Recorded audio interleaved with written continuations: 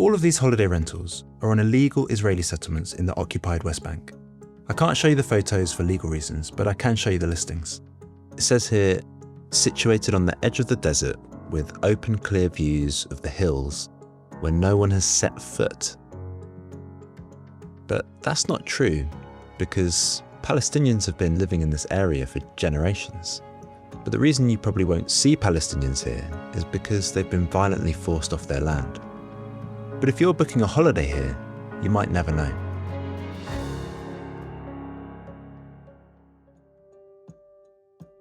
This is Tekoa, just south of the Palestinian city of Bethlehem.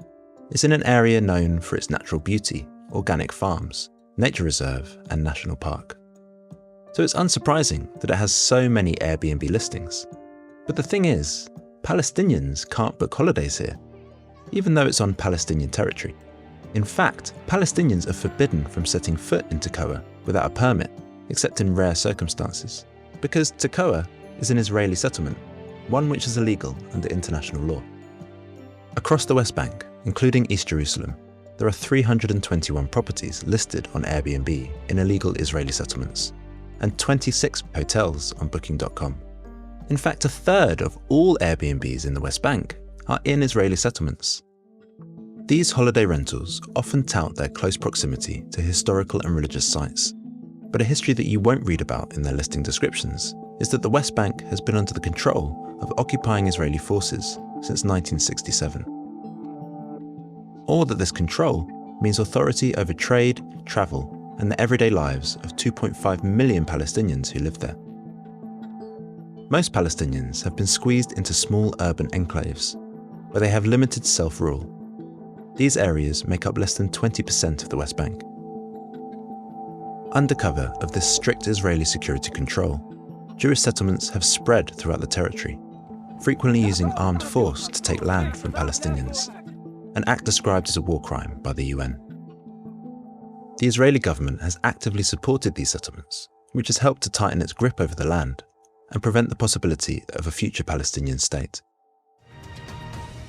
Welcome back to BBC News. Well, in the last few minutes, the UN's top court, the International Court of Justice, has delivered an advisory opinion outlining that Israel's settlement of Palestinian territories are in breach of international law. Now, in July 2024, the International Court of Justice ordered Israel to cease all new settlement activity and end its occupation of Palestinian territory.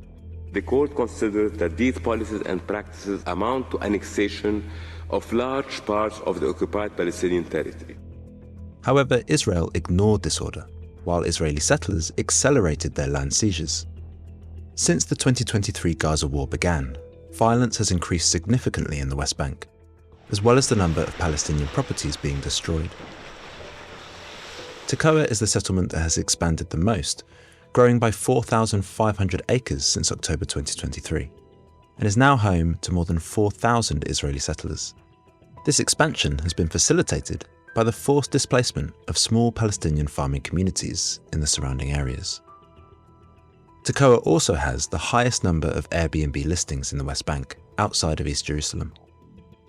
In its defence, Airbnb says that since 2019, it has donated all profits generated from host activity in the West Bank to an international non-profit.